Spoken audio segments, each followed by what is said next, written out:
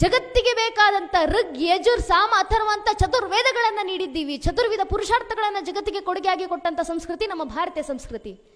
ರಾಮಾಯಣ, ಮಹಾಭಾರತ, ಭಗವದ್ಗೀತೆ, ಧರ್ಮಶಾಸ್ತ್ರ, ಅರ್ಥಶಾಸ್ತ್ರ, ಖಗೋಳ, ವಿಜ್ಞಾನ, ಭೌತಶಾಸ್ತ್ರ, ಸಂಖ್ಯಸೂತ್ರ, ಮೈಮಾಸಸೂತ್ರ, ನಾಟ್ಯಶಾಸ್ತ್ರ, ಯೋಗಶಾಸ್ತ್ರ, ಯೋಗ ವಿಶಿಷ್ಟ,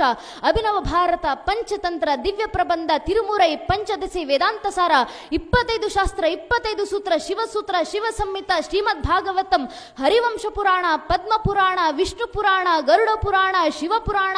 ದೇವಿ ಭಾಗವತಂ, ದೇವಿ ಮಹಾತ್ಮ, ದೇವಿ ಸಪ್ತಶತಿ ಅಂತ 16 ಗ್ರಂಥಗಳನ್ನ,